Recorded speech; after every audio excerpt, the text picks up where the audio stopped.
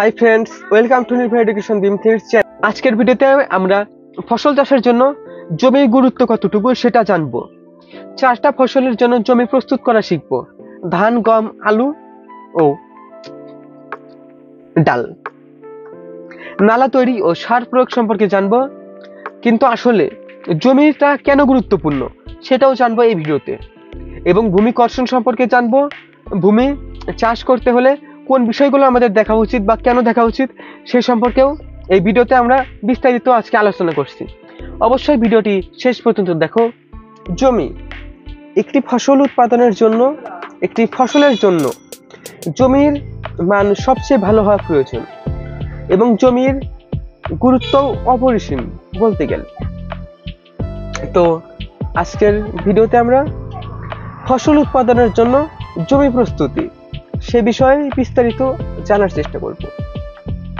কৃষির যত কাজ আছে তার মধ্যে সবচেয়ে গুরুত্বপূর্ণ হলো জমি প্রস্তুত করা। সব ফসলের জন্য জমি প্রস্তুত করতেই হয়, তবে সব ফসলের জমি একভাবে প্রস্তুত করা হয় না, বা একই রকম জমিতে সব ফসল চাষ করা যায় না। এক এক ফসলের জন্য এক এক ফসল, এক এক ফসলের জন্য এক এক রকম জমি, এক এক ধরনের পরিবেশ। যেমন এখানে আমরা উদাহরণ দিতে পারি, বোরো বা রোপা আমন ধানের জন্য প্রথমে চারা উৎপাদন করতে হয়, তারপরে মূল জমি উৎপাদন তৈরি করতে হয় এবং চারাগুলো গেড়ে দিতে হয়, চাষ করতে হয়। কিন্তু বোনা আউশ বা বোনা আমনের ক্ষেত্রে চারা উৎপাদন না করে সরাসরি প্রস্তুতকৃত মূল জমিতে বীজ ছিটিয়ে দিলেই হয়, চাষি বীজ ছিটিয়ে দেয়। প্রায় একই রূপ গমের ক্ষেত্রেও দেখা যায়। গমের ক্ষেত্রে ভালোভাবে জমি চাষ দিতে হবে, তারপরে বীজ ছিটিয়ে দিতে হবে। গম চাষে জমি প্রস্তুতির সাথে বহুমুখী কাজ জড়িত। একটা জমি শুধু একটা কাজের মধ্যে সীমাবদ্ধ থাকে না, বিভিন্ন কাজ সেটাতে আছে, যথা জমি চাষ প্রথমেই তো, দ্বিতীয়ত মই দেওয়া, মই দিলে জমিটা আরো ভালো দেখায় বা ভালো কার্যক্ষমতা বৃদ্ধি পায় ইত্যাদি। নিচে ফসল বৃদ্ধি, অর্থাৎ এই ভিডিওতে আরো আলোচনা করব যে ধান চাষের জন্য জমি প্রস্তুতি, গম চাষের জন্য জমি প্রস্তুতি, নালা ও সার প্রয়োগ পদ্ধতি, আলু চাষের জন্য জমি প্রস্তুতি, ডাল চাষের জন্য জমি প্রস্তুতি। অর্থাৎ এই ভিডিওতে আমরা মূলত 4টা ফসলের উদাহরণ দিব, সেই 4টা ফসলের জমি সম্পর্কেও বিস্তারিত আলোচনা করব। প্রথমেই তো ধান চাষ, দ্বিতীয়ত গম চাষ, তৃতীয়ত ডাল জাতীয় শস্য বা ডাল চাষ, এবং 4 নম্বরে আলোচনা করব আলু চাষের জমি প্রস্তুতি। তো এখন আমরা ধান চাষের জমি প্রস্তুতি নিয়ে কথা বলবো। ধান বাংলাদেশে সারা বছর চাষ করা হয়, তবে অধিকাংশ ক্ষেত্রে বীজতলায় চারা উৎপাদন করতে হয়। ধানের বীজতলা তৈরি ও জমি প্রস্তুতি থেকে আমরা এর পরবর্তী ভিডিওগুলোতে আমরা জানতে পারবো। গম চাষের জন্য জমি প্রস্তুত করা। রবি শস্য গম। গম একটি রবি শস্য। বর্ষার মৌসুমে শেষ হওয়ার পর মধ্য কার্তিক মধ্য অগ্রহায়ণ মাসে গম চাষের উপযুক্ত সময়, ভালো সময়। মাটির জো দেখে লাঙল চালানো করা হয়। একটা মাটির জো কত ভালো সেটার উপরই নির্ভর করে গম চাষ করা হয়। গমের মাটি ঝুরঝুরা করে প্রস্তুত করা হয় এবং ঝুরঝুরা ভাবে জম ভালো চাষ হয়। এজন্য 3 থেকে 4 বার আড়াআড়ি ভাবে জমি চাষ দেওয়া খুবই প্রয়োজন। 3 থেকে 4 বার জমি খুবই ভালোভাবে চাষ দিতে হবে গম চাষের জন্য। এবং এখানে মইও ব্যবহার করা দিতে পারে। মইটাই আমাদের বাংলাদেশে সবচেয়ে বেশি ব্যবহৃত হয়। জমিতে যাতে কোনো বড় ঢেলা না থাকে সেদিকে লক্ষ্য রাখতে হবে, বিশেষ করে গম চাষের দিকে এবং অন্যান্য ফসলের দিকেও। গমের জন্য দোআঁশ বা বেলে দোআঁশ মাটি উপযুক্ত। এ মাটি সহজেই ঝুরঝুরা হয়। পাওয়ার টিলারের সাথে রোটাভেটর সংযোগ করে জমি চাষ দিলে মাটি ভালো চাষ হয় এবং একই সাথে মইও দেওয়া হয়। ঝুরঝুরা মাটি অঙ্কুরোদ গমের সাথে খুবই উপযোগী। এখন আমরা ডাল জাতীয় ফসলের জমি প্রস্তুতি নিয়ে আলোচনা করব। ডাল জাতীয় ফসল। বাংলাদেশের ডাল জাতীয় শস্য জন্য জমি চাষ করা হয় না। একটা মজার বিষয় যে জমি চাষ করা হয় না ডাল চাষের জন্য। তবে মসুর ডাল ব্যতিক্রম ভাবে তো সব ক্ষেত্রে থাকে। মসুর ডালের জন্য দু একটি চাষ দেওয়া হয়। মসুর ডালের ক্ষেত্রে বর্ষা শেষ হলে আশ্বিন বা কার্তিকে যখন নদীর চর নিচু এলাকা হতে পানি সরে যায়, শূন্য হয়ে যায়, তখন নরম পলি মাটিতে বিনা চাষে খুবই ভালোভাবেই ডাল চাষ করা যায় এবং সেভাবে ডাল মূলত চাষও করা হয়। চাষে বীজ বপন করা হয়, বিশেষ করে বীজটা বপন করে দেওয়া হয়। চাষ দেওয়া সম্ভব হলে দু একটি চাষ দেওয়াও যায়, তবে বেশিরভাগ চাষি চাষ দেয় না। চাষের পর পতিত জমিতে আবার রোপা বা বোনা আমনের জমিতে ফসল থাকা অবস্থায় ডালের বীজ ছিটিয়ে দেওয়া হয়। ছিটিয়ে দিলেই ডালটা ভালো হয়। তো এখন আমরা আলু চাষের জন্য জমি প্রস্তুতি নিয়ে আলোচনা করব। আলু চাষের জন্য জমি প্রস্তুতি। নিচু এলাকায় বর্ষার পানি নেমে গেলে বা উঁচু এলাকায় আশ্বিন মাস হতে আলু চাষের জন্য জমি প্রস্তুতির কাজ শুরু হয়। সাধারণত দোআঁশ ও বেলে দোআঁশ মাটিতে আলুর চাষ করা হয়। এই মাটি চাষ করা মোটামুটি খুবই সহজ। এই মাটিতে আলুর জমি 5 থেকে 6 বার চাষ বা কয়েকটা মই দিলেই মাটিটা ঝুরঝুরে হয়ে যায়, আলু চাষের জন্য একদমই উপযুক্ত হয়ে যায়। 3 থেকে 4 বার চাষ বা মই দিলে জমি প্রস্তুত করা হয়। আজকাল যন্ত্র আছে, বিভিন্ন প্রযুক্তি আছে, আধুনিক হয়ে গেছে দুনিয়াটা। পাওয়ার টিলার নামে একটা যন্ত্র, পাওয়ার টিলার দ্বারা চাষ করা হয় বলে 3 থেকে 4 বার আড়াআড়ি চাষ দিলে ঝুরঝুরে হয় এবং সমান হয় আলু চাষের জন্য।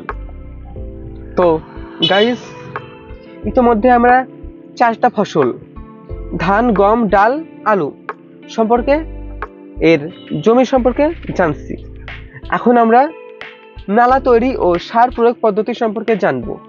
জমি ভালোভাবে চাষ ও মই দেওয়ার পর জমি সমান করে বীজ বপনের জন্য জমির এক মাথা থেকে অন্য মাথা পর্যন্ত নালা করতে হবে। চাষের জন্য একটি গুরুত্বপূর্ণ ভূমিকা পালন করে। প্রত্যেকটি নালা প্রায় 10 থেকে 12 সেন্টিমিটার গভীর করতে হবে। একটি নালা থেকে আরেকটি নালার দূরত্ব হবে 60 সেন্টিমিটার। অতঃপর নালার মধ্যে 15 সেন্টিমিটার দূরে বীজ বুনে দিতে হবে। বীজের মধ্যে দূরত্ব থাকবে কয় সেন্টিমিটার? 15 সেন্টিমিটার। আলু চাষ সার প্রয়োগ পদ্ধতি পরবর্তী ভিডিওগুলোতে আমরা আলোচনা করব। তো এতক্ষণ তো আমরা জানলাম যে জমি কিভাবে তৈরি করা হয়, তবে সেই জমির গুরুত্ব সম্পর্কে আরেকটু বিস্তারিত জেনে নেওয়া যাক। জমি প্রস্তুতির গুরুত্ব। ভূমি কর্ষণ জমি প্রস্তুতির প্রথম ধাপ। তোমাকে যদি আমি প্রশ্ন করি যে বলো তো, তুমি যে ভিডিওটা দেখছো, বলো হচ্ছে জমি প্রস্তুতির প্রথম ধাপ কোনটি? এক কথায় বলতে হবে কর্ষণ ভূমি প্রস্তুতির প্রথম ধাপ ভূমি কর্ষণ। ভূমি কর্ষণের সংকীর্ণ অর্থ ফসল ফলানোর উদ্দেশ্যে জমির মাটি যন্ত্রের সাহায্যে খুঁড়ে আলগা করে দেওয়া। কিন্তু ভূমি কর্ষণের সাথে নানা কাজ জড়িত, বিভিন্নভাবে সেই কাজগুলো করতে হয়। যেমন বীজকে অঙ্কুরোদ্গমের জন্য উপযুক্ত স্থানে ও সঠিক গভীরতায় স্থাপন করা, মাটিতে বায়ু চলাচলের সুবিধার সৃষ্টি করা, উপরের মাটি নিচে এবং নিচের মাটি উপরে নিয়ে আসা, মাটিতে অণুজীবের কর্মক্ষমতা বৃদ্ধি ইত্যাদি। এসব দিক বিবেচনা করে জমি প্রস্তুতির গুরুত্ব উপলব্ধি করা যায় এবং জমি প্রস্তুতির গুরুত্ব সত্যিই অনেক। এই গুরুত্ব অনুধাবনের জন্য ভূমি কর্ষণের সংজ্ঞায়িত করা হয়েছে। ভূমিকর্ষণ একটা শব্দে বা একটা বাক্যের মাধ্যমে প্রকাশ করা হয়েছে যে শস্যের বীজ মাটিতে সুষ্ঠুভাবে বপন এবং পরবর্তী পর্যায়ে চারা গাছ বৃদ্ধির জন্য মাটিকে যে প্রক্রিয়ায় খুঁড়ে বা আছড়ে আগাছা মুক্ত নরম আলগা ও ঝুরঝুরা করা হয় তাকেই ভূমিকর্ষণ বলে। তো আরেকবার তোমাদের বলি দেই যে শস্যের বীজ মাটিতে সুষ্ঠুভাবে ভালোভাবে রোপণ করার জন্য যে পদ্ধতিতে ভূমিটি আলগা করা হয় আঁচড়ানো হয় সেটাকেই বলা হয় বা সেই পদ্ধতিকেই বলা হয় ভূমিকর্ষণ বা ভূমিকর্ষণ। ভূমিকর্ষণ জমি প্রস্তুতির প্রাথমিক ধাপ বা প্রথম ধাপ। আদিকাল থেকেই অনেক প্রাচীন কাল থেকেই মানুষ ভূমিকর্ষণ তথা জমি প্রস্তুতির জন্য উপলব্ধি করতে পেরেছেন যে এটার গুরুত্ব কতখানি। তাই তারা কঠোর কাঠের বা পাথরের তৈরি সুচালো যন্ত্রের সাহায্যে মাটি আলগা ও নরম করে ফসলের বীজ বুনতে বা চারা রোপণ করতেন। ফসল ভেদে ভূমিকর্ষণের তারতম্য হতে পারে, কিন্তু এর গুরুত্ব কখনো খাটো করে দেখার বিষয় নয়। তো এখন আমরা একটি কবিতা শুনে নেই এই ভূমি সম্পর্কে। জমি প্রস্তুতের ক্ষেত্রে খনার একটি বচন। খনার বচনে বলা হয়েছে 16 চাষে মূলা, তার অর্ধেকে তুলা, তার অর্ধেকে ধান, বিনা চাষে পান। অর্থাৎ মূলা চাষ করতে হলে 16 বার চাষ দিতে হবে, তুলা চাষ করতে হলে তার অর্ধেক 8 বার চাষ দিতে হবে, ধান চাষ করতে হলে তার অর্ধেক 4 বার চাষ দিতে হবে, পান চাষ করতে হলে আমাদের কোনো রকমের চাষ দেওয়ার প্রয়োজন হবে না। অর্থাৎ মূলা চাষে 16টি, অর্থাৎ খুবই ভালোভাবে যদি আমরা মূলা চাষ করতে চাই সেরকম খুবই ভালোভাবে জমিটা ঝুরঝুরা করে নিতে হবে। তুলা চাষের জন্য 8টা, এখানে একটু কম ঝুরঝুরা করে নেওয়ার প্রয়োজন হয়, এবং ধান উৎপাদনে 4টা, 4-5টা মোটামুটি দিলেই হয়। তবে এখন পাওয়ার টিলার একটা মেশিন প্রযুক্তি আসছে, সেটার মাধ্যমে 2 থেকে 3 বার বা 4 বার দিলেই হয়ে যাচ্ছে বর্তমানে। আর পান চাষের ক্ষেত্রে চাষ দেওয়ার প্রয়োজনই পড়ে না। তো গাইস, এখন আমরা আরো 6টা বিষয়, গুরুত্বপূর্ণ বিষয়গুলো তোমাদের জানাবো। 6টা বিষয়। ভূমিকর্ষণ তথা জমি প্রস্তুতকরণের উদ্দেশ্য। 6টা উদ্দেশ্য আছে, সেটা তোমাদের বলে দিই। ভূমিকর্ষণের উদ্দেশ্য থেকে জমি প্রস্তুতকরণের প্রয়োজনীয়তা অনুভব করা যায়। নিচে ভূমিকর্ষণের এই ভিডিওর এখন আমরা ভূমিকর্ষণের উল্লেখযোগ্য করব।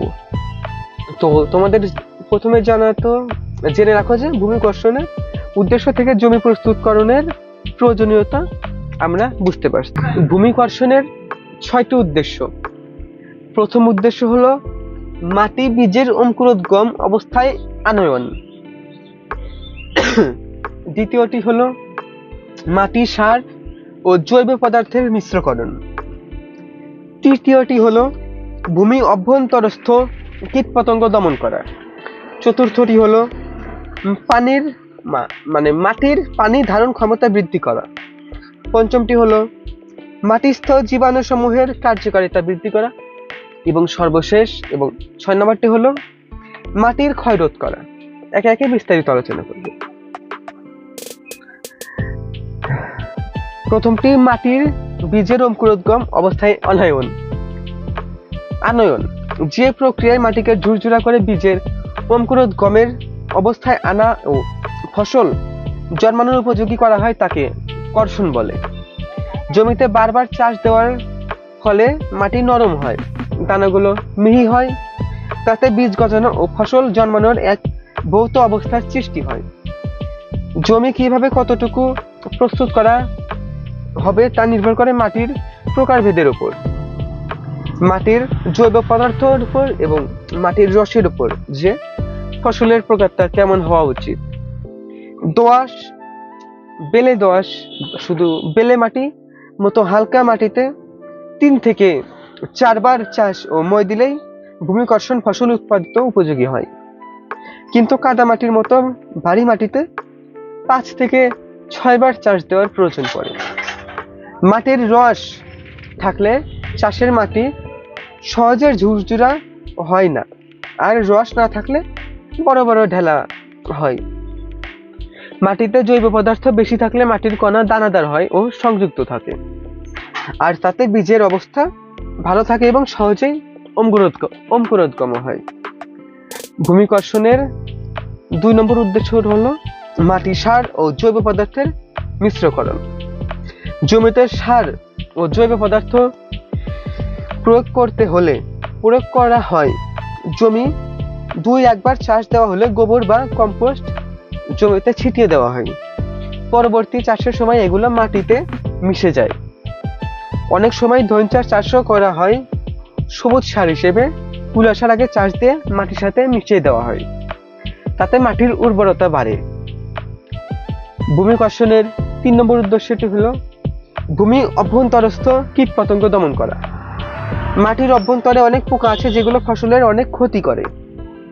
ভূমি কর্ষণের সময় এসব পোকা পুত্তলি ও ডিম উন্মুক্ত হয় এবং পাখিরা এগুলো খেয়ে নিধন করে ফেলে, আর সূর্যালোকও সেগুলো ধ্বংস করে ফেলে। মাটির নিচের পোকাগুলো হচ্ছে, আমরা বলতে পারি, রুই পোকা বা উই পোকা, উড়চুঙ্গা, পিপিলিকা প্রধান। ভূমি কর্ষণের 4 নম্বর উদ্দেশ্যটি হলো মাটির পানি ধারণ ক্ষমতা বৃদ্ধিকরণ। ভূমি কর্ষণ মাটির পানি ধারণ ক্ষমতা বাড়ায়। আকর্ষিত ভূমি থেকে পানি তাড়াতাড়ি বাষ্প হয়ে অথবা পানি গড়িয়ে অন্যত্র চলে যায়, কিন্তু কর্ষিত জমিতে সার বা সেচের পানি আটকা পড়ে, যা পরে মাটি শুষে নেয়। অর্থাৎ কর্ষিত জমির মাটির পানি ধারণ ক্ষমতা, জল ধারণ ক্ষমতা সবচেয়ে বেশি এবং আরো বৃদ্ধি পায়। এরূপ মাটিতে বীজ বুনলে আরো ভালো অঙ্কুরোদ্গম হয় এবং ফসলের বৃদ্ধি ঘটে। ভূমি কর্ষণের 5 নম্বর উদ্দেশ্যটি হলো মাটিস্থ জীবাণু সমূহের কার্যকারিতা বৃদ্ধি করা। মাটিতে অনেক জীবাণু আছে যা মাটিকে সুস্থ রাখতে সাহায্য করে। তার মধ্যে ছত্রাক ও ব্যাকটেরিয়া প্রধান। এসব জীবাণু মাটিতে থেকে মাটির জৈব পদার্থ পচনে সাহায্য করে। ভালোভাবে ভূমি কর্ষণ করলে মাটিস্থ এই জীবাণুগুলোর কার্যকারিতা বৃদ্ধি পায়, গাছ সহজে পুষ্টি গ্রহণ করতে পারে এবং ফলন অনেক ভালো হয়। মাটির ক্ষয় রোধ করতে ভূমি কর্ষণ সাহায্য করে। ভূমি কর্ষণের 6 নম্বর উদ্দেশ্যটি হলো মাটির ক্ষয় রোধ করা। ভূমি কর্ষণের আরেকটি গুরুত্বপূর্ণ উদ্দেশ্য হলো উঁচু নিচু জমিকে সমতল করা এবং আঁটসাঁট করা, তাতে বৃষ্টির বা সেচের পানি গড়িয়ে অন্যত্র যেতে পারে না। এখানে বলা যায় যে একটা জমিতে একদিকে উঁচু একদিকে নিচু, তো নিচের দিকে তো জল গড়িয়ে আসবে। তো সেক্ষেত্রে যদি আমরা ভূমিটা কর্ষণ করি তাহলে মাটিটা সমান হয়, সমতল হয়, আর এতে একদিকে ভূমি ক্ষয় নিরোধ হয় আর অন্যদিকে পানির সুব্যবহার হয়। তো এই পর্যন্ত ভিডিওতে তোমরা অনেক কিছু জানতে পারছো যে ভূমি কর্ষণ কি এবং কেন ভূমি কর্ষণ করা হয়। 4টা ফসলের জন্য জমির উদাহরণ তোমাদের বলছি, নালা তৈরি সম্পর্কে একটু বলছি।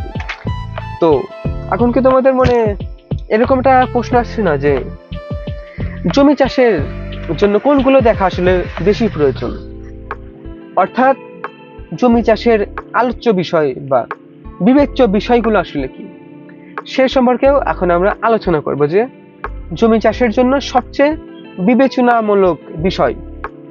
জমি কিভাবে চাষ করতে হবে তা নির্ভর করে কতগুলো বিষয়ের উপর। 4টা প্রধান বিষয়ের উপর জমি চাষ নির্ভর করে। প্রথমটি হলো ফসলের প্রকার, দ্বিতীয়টি হলো মাটির প্রকার, তৃতীয়টি হলো আবহাওয়া বা জলবায়ু, বিশেষ করে আবহাওয়াটাই আসল, চতুর্থটি হলো খামারের প্রকার। একে একে এই 4টা সম্পর্কে বিস্তারিত আলোচনা করব। ফসলের প্রকার, জমি চাষ কেমন হবে তা নির্ভর করে কৃষক কি কি ফসল ফলাবেন, যেমন ধান চাষের জন্য কয়েকবার আড়াআড়ি চাষ ও মই দিয়ে জমি কর্দমাক্ত করতে হয়, কিন্তু মূলা, মরিচ ইত্যাদির জন্য মাটি মিহি ঝুরঝুরা করে চাষ করতে হয়। আখ ও আলু চাষের জন্য গভীরভাবে চাষ করতে হয়। মাটির প্রকার জমি চাষ মাটির প্রকারের উপর নির্ভর করে। কাদা মাটিতে বেশি আর্দ্রতা বা ভিজা থাকলে চাষ করা যায় না। মাটির জো আসা পর্যন্ত অপেক্ষা করতে হয় মাটির প্রকারের ক্ষেত্রে। আবার হালকা মাটি যেমন দোআঁশ, পলি দোআঁশ ও বেলে দোআঁশ মাটিতে আর্দ্রতা একটু বেশি থাকলেও চাষ করা যায়। এই মাটিগুলো চাষের জন্য খুবই ভালো। তো ভূমি চাষের বিবেচ্য বিষয়ের 3 নম্বরটি হলো আবহাওয়া। আবহাওয়ার প্রভাবে মাটিতে আর্দ্রতার তারতম্য ঘটে। বৃষ্টি বাদল কম হলে মাটিতে আর্দ্রতার অভাব ঘটে। এই অবস্থায় জমিতে গভীর চাষ দেওয়া অনুচিত। মাটিতে গভীর চাষ দিলে আর্দ্রতার অভাব দেখা দেয়। আবার বর্ষাকালে যখন প্রচুর বৃষ্টিপাত হয় তখন মাটিতে প্রচুর আর্দ্রতা থাকে এবং রোপা আমন চাষের জন্য জমি প্রস্তুত করা সহজ হয়। এবং শেষ এবং সর্বশেষটি হলো খামারের প্রকার। বাড়ির আশেপাশের জমিতে নিবিড় শস্য চাষ করা হয়। নিবিড় শস্য চাষে একটা ফসল তুলে আর একটা ফসল লাগানো হয়। তখন জমিতে গভীর চাষের দরকার পড়ে না। জমির মাটি এমনিতেই আলগা থাকে। তবে অনিবিড় শস্য চাষে জমিতে গভীর চাষের দরকার পড়ে। তো গাইস, আজকের ভিডিওতে এই পর্যন্তই। আজকের ভিডিওতে মূলত আমরা ফসল উৎপাদনের জন্য জমি প্রস্তুতি এবং এতে আমরা ধান, গম, ডাল ও আলু চাষের জমি প্রস্তুতি নিয়ে জানছি। নালা ও তৈরি ও সার প্রয়োগ সম্পর্কেও এই ভিডিওতে আমরা আলোচনা করছি। জমি প্রস্তুতির গুরুত্ব, কেন আমরা জমি ভালোভাবে প্রস্তুত করব সে সম্পর্কেও বিস্তারিত আলোচনা করছি এই ভিডিওতে। এবং একটা খনার বচনও শুনছি, 16 চাষে মূলা, তার অর্ধেকে তুলা, তার অর্ধেকে ধান, বিনা চাষে পান। এবং সর্বশেষে আমরা ভূমি কর্ষণ সম্পর্কে আলোচনা করছি যে আর ভূমির চাষের বিবেচ্য বিষয় হলো ভূমি কর্ষণে কোন বিষয়গুলো দরকার এবং কেন দরকার, এবং জমি চাষের বিবেচ্য বিষয় কোন বিষয়গুলো দেখতে হবে সেগুলো এই ভিডিওতে আলোচনা করছি। তো ভিডিওটি আশা করি তোমাদের অনেক ভালো লাগছে যদি শেষ পর্যন্ত দেখে থাকো। আর যদি ভালো লেগে থাকে তাহলে অবশ্যই একটা লাইক করো, সাবস্ক্রাইব করো নির্ভয় এডুকেশন চ্যানেল, এবং ভিডিওগুলোতে যদি অবশ্যই একটা কমেন্ট করে দাও তো তাহলে অবশ্যই ভালো লাগবে, এবং তোমাদের বন্ধুদের সাথে শেয়ার করো।